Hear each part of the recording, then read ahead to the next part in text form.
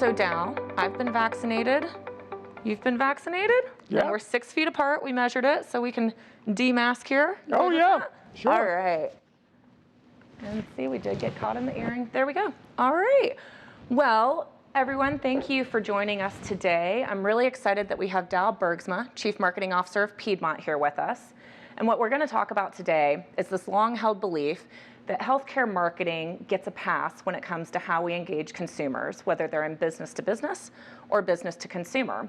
But really, we need to adapt and evolve. It doesn't get a pass just because it's healthcare.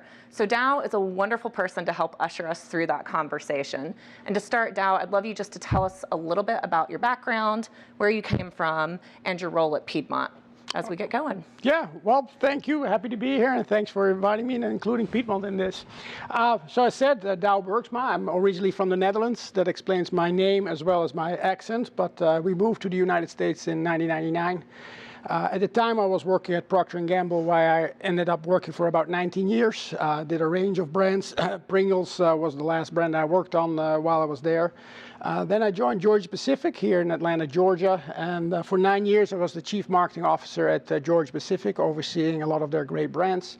And then a little over a year ago I joined Piedmont as their Chief Marketing Officer, overseeing the business-to-business as well as the business-to-consumer marketing, all of the internal and external communications, as well as our physicians outreach, and for the non-healthcare people that's basically the sales department. So he doesn't do too much, clearly. Lots of hats. What have been some of your aha moments since you joined? Obviously, you were in more consumer-facing brands before, and I remember asking you when we first met, why healthcare?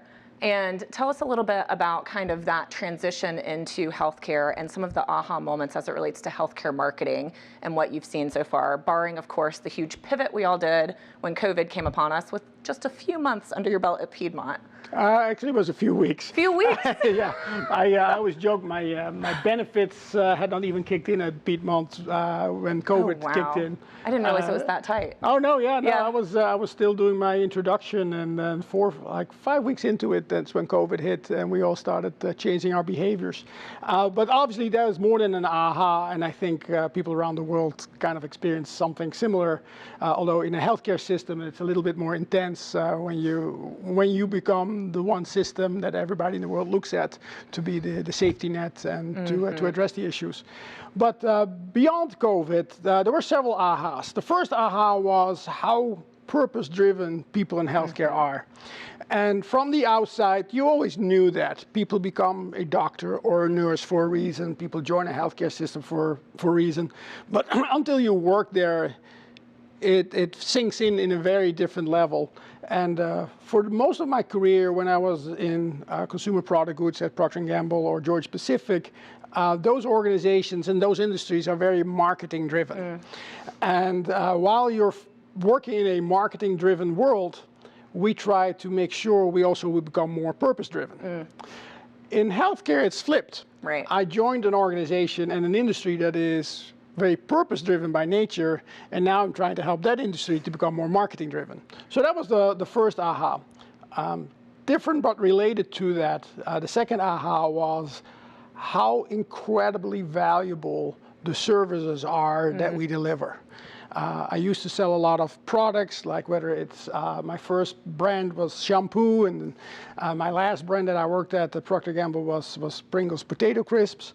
And then at Georgia-Pacific, I was involved in napkins and paper plates and cups and toilet paper, et cetera, et cetera. And those products, especially toilet paper and paper towels, are very important for your day-to-day life.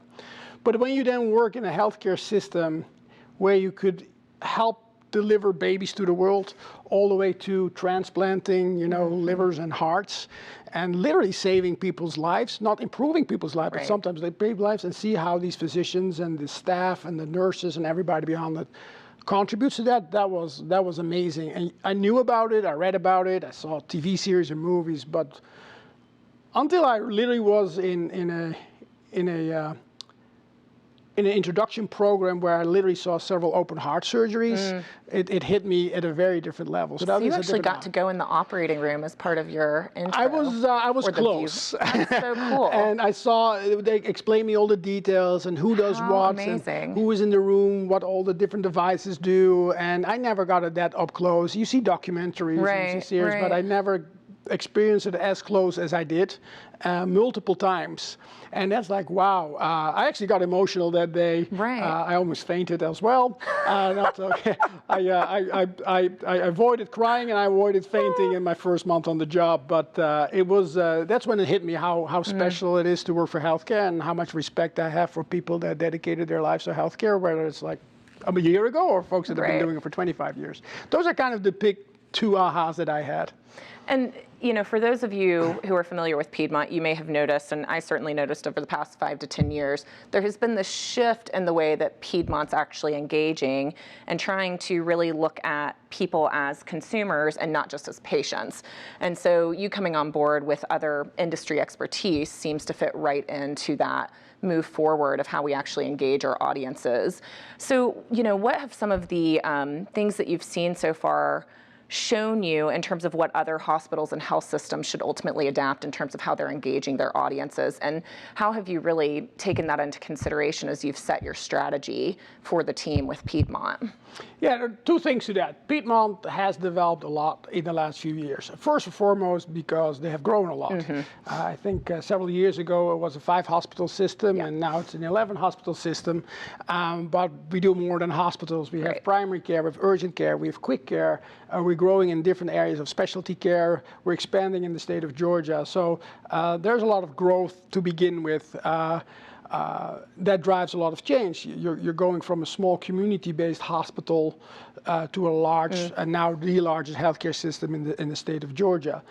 The other thing that is changing is the consumer and the patient expectations, and you see that in the world around us. You know, you don't have to look further than your phone to realize how much the world has changed, whether it's how you book a hotel or how you book a cab or how you engage with stores. You know, we all know the great examples of like Airbnb or Uber or Amazon. So consumer expectations are changing, especially around how they engage with organizations, systems, and other services. And healthcare is not excused from that. And while they still might want to have a one-on-one conversation with their doctor, be it live or virtual, but how they book the doctor and how they find an appointment and how they get there, and once they're there, how they find their way around and how they pay, all of these things are changing because the consumer expectations are changing, and a lot of that is enabled by the digital transformation we see in society. And because of that, Piedmont has tried to be a leader and try to stay ahead of other players in the industry and keep up with the consumer expectations. And that's been going on for several years. And how do you know, technology is a lot of what you spoke about and digital there. From a marketing perspective, do you find that that's something that you need to somehow market itself so people understand that Piedmont is trying to meet them where they are and their kind of expectations within the digital landscape? Or do you think that's just an expectation in terms of the consumer in any system they'd engage in at this point? It's a bit of both. Yeah. Or maybe I should say a lot of both. Yeah. On the one hand, people do expect it, and there's a good amount of consumers and patients who would be surprised if you don't offer it. Right. Like, wait a minute, I can do this with my bank, I can do this with a hotel, and I can do this with ordering transportation. Why can I not do this with something as important as my physician, my doctors, or my visits? On the other hand, there's a large round of consumers who do not have that expectation because they haven't seen it, and it becomes important that you make them aware of it. And once they're aware, they understand and value it. Right. So it's kind of a bit of both. It depends on who you're talking to and what you're talking about. But there's no like one broad statement you can make on that because it differs by the service you offer as well as the people you talk to. Right. So an open heart surgery, I don't think people expect to book that online. But if you want a flu shot and a quick care, why can we not just do that online? Right. Which you actually can, by the way. Right.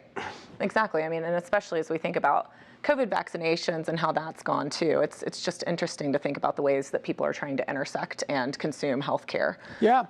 Well, with all the downside of COVID, there's a lot of benefits that have been well published by now. But COVID, in many ways, amplified and accelerated some trends in development.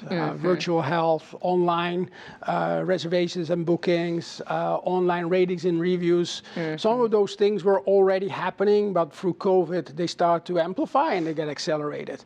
Virtual health is a great example, and I know it's well published and people talk about it a lot, but for us, it went so much faster, where we had a few interactions a week through virtual health and virtual visits. During COVID, it became hundreds and at one point even thousands every month. And that, you know, a part of that is to stay, and I think a part of that will go back to what people were used to. Yeah, Dr. Knight and his team were very busy figuring all that out, right? Yes. And yes, a lot of people were trying to figure that out. Absolutely. So one thing that's been interesting is Dow has a long relationship with Cannes Lions, and part of that is that they typically are this beautiful awards program that honors the best in marketing effectiveness and campaigns. But what they also have started doing recently, and I want Dow to speak to this, is taking on these kind of educational consulting partners, and Piedmont is one of the first that they're doing that with. And so it's really about the marketing effectiveness ladder. But having sat in those classes, it's about marketing effectiveness, branding effectiveness, communications effectiveness, really everything in terms of how an organization or business presents.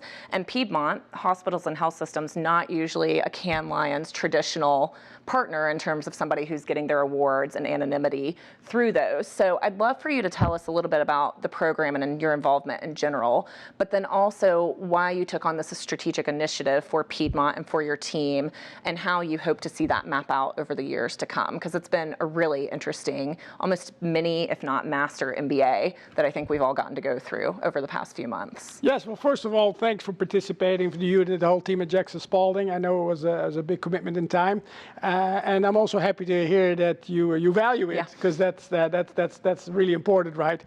Yes, the Cannes Lions, my relationship with Cannes Lions goes way back when I was at Procter & Gamble, and at the time, Jim Stengel, our chief marketing officer, decided to embrace a partnership with Cannes Lions and bring Procter & Gamble marketers to the Cannes Lions, to the annual Festival of Creativity every year, so that we would all get inspired. At the time, I was I think I was a brand director on one of the brands, and every year they would rotate people in and out to join that event. And I was blown away about the amount of inspirational content and activities that were happening there. And the beauty of the Cannes Lions is they are this prestigious award. So people actually over decades have submitted their cases. The successful ones that you always hear about, but for every successful one, there's hundreds of ones that are also submitted. So Cannes Lions was sitting on this wealth of data and wealth of information over decades from all kind of marketing programs and efforts from all kind of brands from all over the world, year after year. Combine that with the fact that the organization has a sister company called WARC, which is all about consumer data and consumer research, and they have access to all these thought leaders. The Cannes Lions Advisory, what they then combined some of the best thinking about evidence-based and modern science-based marketing from all over the world.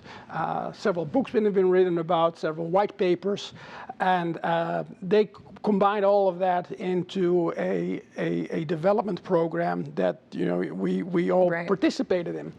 And the second part of your question was like, why did I decide to do that? As most chief marketing officers or any leaders would do, when you join an organization, you start looking at the strategy, and you do your strategic assessment. First, like, what is our ambition? What are our goals? And, I made sure that I work with our CEO, Kevin Brown, very closely, as well as Charlie Brown, the leader of our Physicians Enterprise, and Mike Mandel, our second in command, our COO, to make sure that the measures were aligned. So we changed those. So now our organization, which we renamed Brand Growth, is now focused on driving office visits, operating income, and long-term brand favorability. which were not our measures before I started. So that's the first thing you do. And then you start looking at like, okay, what is our scope? Where do we want to play and how do we want to win? But when you figure out like, okay, this is what we try to accomplish and this is how we're going to do it, then you decide like what capabilities do I need to actually do that? And then you make the assessment, and it's in some areas we were really, really good. In some areas we had really some opportunities. One of the areas where I saw an opportunity was that the knowledge and experience in marketing was very mixed. Some people had a lot of experience, some people had little. That was one. But regardless of the level of experience, it was also very different. So people would believe in A or B. And then most of the people were not aware, knowledgeable about the latest and greatest about science-based marketing. So I looked at that as like, I really need to start laying a strong foundation of marketing knowledge and marketing expertise across the whole team. And then it turned out, combining the two stories I just told is, I had a partner in Cannes Lions, and I'm a dean at the Cannes Lions School, so I was very aware of what they were doing. And then I had an organization who had need for that knowledge, and it so happened that they just were rolling out the program, and I kind of was first in line to say, hey, listen, we'll sign up and we'll do that, which is, as you said, a very unlikely combination, because you have a Georgia-based healthcare system in the United States, working with a European-based Cannes Lions organization, while the main driver of the program is based in New Zealand. So you remember the trainer like, well, while James Herman was having early breakfast, we were in the afternoon, and then the folks in the UK were at dinner, and we had like 14 sessions like that, but it worked out really well. And I would say one of the blessings of COVID was that we were all used to virtual engagements and the virtual breakouts before we started the program, so it wasn't a major break away from live meetings to doing this online. The other big benefit is that folks from Roxa in New York, you guys here in Atlanta, the folks in my team, they're working from home. They all could participate more easily. So that worked out really well. Yeah, it's been really interesting. Knowing that you've engaged with them so much, were there any things that we've gone through in the training that even surprised you? I know for us and for others, we all were like, oh, I wouldn't have thought of it that way, but knowing how lockstep you've been with them. Yeah, so the majority of the program I was aware of, and the research and the books and the professors and the scientists they tapped into, I was aware of them. Otherwise, I would not have jumped on the bandwagon with this level of enthusiasm. But there were some things within the program that I hadn't seen before and was surprised. Especially some of the cases they highlighted. Some of the cases like they did with Snickers and the case with Libresse out of Europe. Some of the top lines, but they had the opportunity to go really deep, talk with the people who led the work, who started the work, a look behind the scenes, the people that initially objected to it. They talked about it honestly, like, I was hesitant, but, listening to the consumer, and this is what you need to embrace. Those were very valuable, and many of them were also new to me, so that worked out great. I got a lot out of it, also as a refresher. Yeah, and it's interesting, this whole concept of fiercely creative and protecting those ideas, but in a consumer-oriented, data-driven way has been kind of the inflection point that seems to have come through in a lot of those campaigns. It's been really interesting. Yes. Plus, and when people hear Cannes Lions, and jumping on what you just said, most people think about the creativity and the content, and within that they actually think about video and TV. And actually nothing is further from the truth. Content is all content and all experiences. It's not only what you do on video on the screen, also what you do as an experience. For us, the experience means what you do in the practices, in the hospitals, in the doctor's offices, what you do online, what you do in the digital space.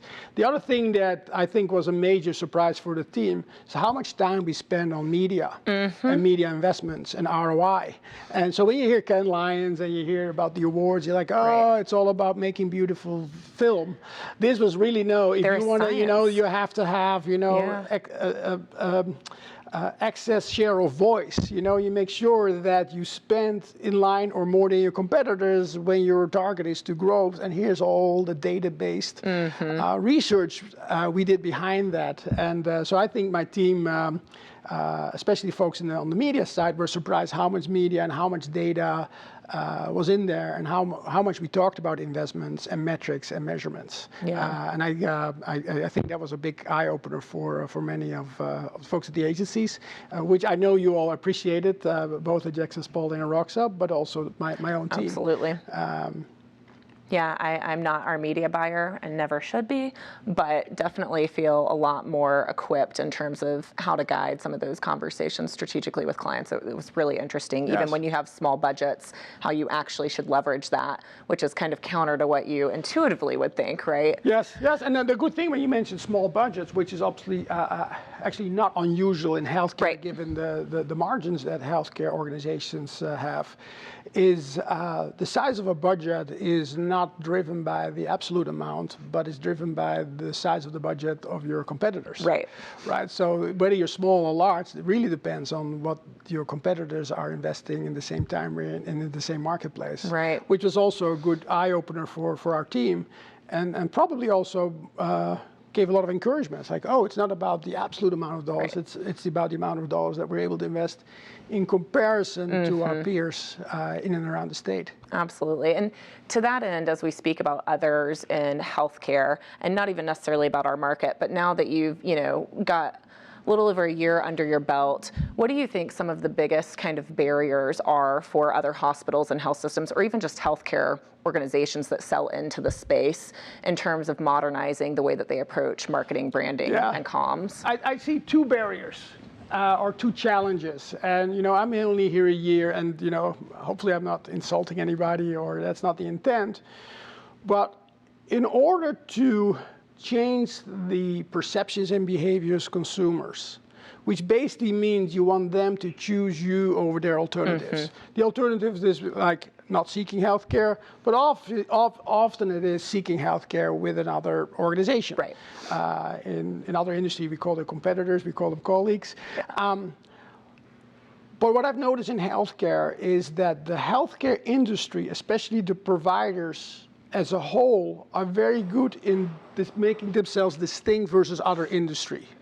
When you see a healthcare print ad or billboard or a display ad or a Facebook post, you can clearly see, oh, this is healthcare, because there's these signals.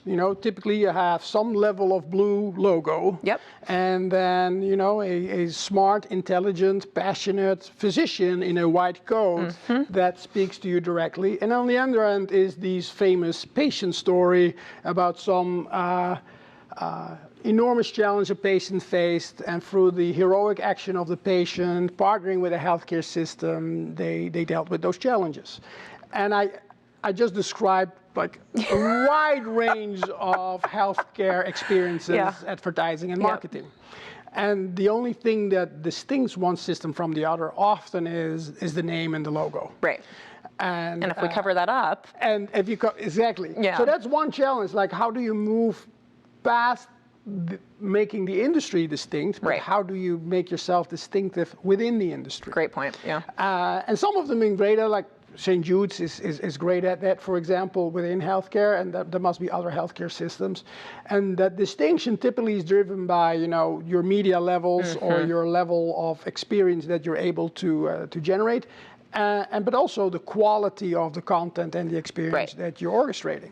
So that's one challenge as the industry in a whole. And as I look across the industry, I have a lot of peers that also came from the outside, and we're always in violent, more and more of it, honestly. Violent agreement. Right. And then you have those that have been in the industry for a while, and they often push back and say, well, you don't understand. It's like, okay, good thing you don't work in my organization, but with the other folks that I try to distinguish, so you keep doing what you're doing, we'll do something different.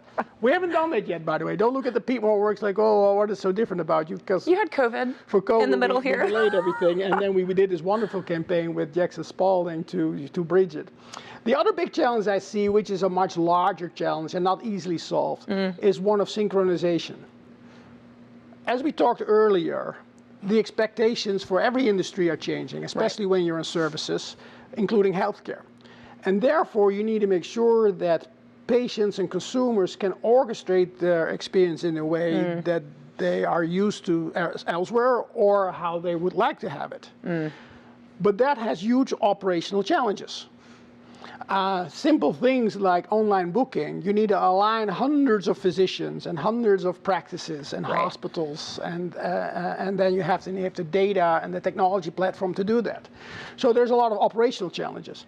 But even when you're able to change how people can orchestrate their experience, people also need to know about it. Right. They have awareness. They need to, prefer it, but also know how to do it. Do I download the app? Do I go on the website? Can I do both? What if I'm an existing patient versus a non-existing patient? Can I also do it for payments, or is it only for bookings? Is it also for the follow-up? Can I do multiple? Like there's a lot of, how-tos involved. So even if you orchestrate all of the operational part, you also need to make sure that people know it. But there's the risk of synchronization. If you do all of this work on the operational side, but you don't tell people, it's not going to work optimally. Right. But if you start telling people, but operationally you're there, it's also not going to work because you're going to disappoint people. So the big challenge I see for healthcare is how do you synchronize those two? How do you do something and tell something, do something, tell something, and make sure it's in line, because you don't want to do something and not tell anybody about it. And I see that happen a lot. Right. Like if I explain to folks, like, hey, look at the Piedmont app, you just type in where you need to go, and it will tell you step by step how to go through this enormous, complex hospital building. People are, well, I didn't know that. And we have it on the elevator, use the app, but elevator doors becomes like wallpaper. And on the other hand, if you sell people like, hey, nothing is easier than orchestrating your experience at Piedmont, and then in better consumer language, and they can't get anybody on the phone, or the app doesn't download, they're like, well, that was not a promise. So how do you make sure that your promise and your delivery are synchronized? On that tension point, right? And that is a big challenge, because typically internal, it's also different people involved. In our case, we have the operations, the physicians, the buildings, the hospitals, the practices. We have an experience team, and then we have the internal communication, the external communication, and they're separate. So there's a lot of synchronization and a lot of collaboration, and especially trust needed to do those things at the same time. But we got to work it out, Yeah, no easy feat. That's why you're here. Well, and you kind of touched on it, but when you look at healthcare as a whole and the shift toward consumerism, what do you think some of the biggest opportunities are? I think that synchronicity is obviously a huge one, but are there any other ones as like a parting gift for our viewers here that you think are worth discussing? Yeah, it's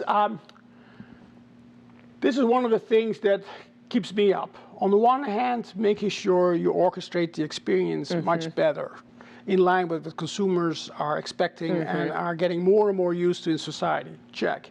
Then you have the whole digital transformation, making sure that we leverage the latest and greatest availability of data, technology platforms, and you apply that either to your performance marketing efforts and or your long-term brand building efforts, and embrace the technology platforms and the social media that's out there, while keeping up to speed with all the changing regulations and the changing dynamics, like a cookieless environment. But what worries me, and has worried me also at Georgia Pacific, is while you're pursuing the orchestration of a better experience, while you're pursuing and embracing digital transformation, some things remain really important. They were important like 100 years ago, and in my opinion will be important 100 years from now, and it's the quality of content and the importance of creativity. And the trade media or the consumer media, they typically focus on the things that are new and different. Right. Not on the things that are true and everlasting. And my fear is always that as an industry or as individuals, we chase the latest and greatest new thing, whatever that is, and forget about those things that are eternally truth. And what was truth, in the Stone Age, the content of a painting on a wall, or, is still true today, is the content and the experience that you have online or in a hospital. It's still important how a doctor treats their patients. Right.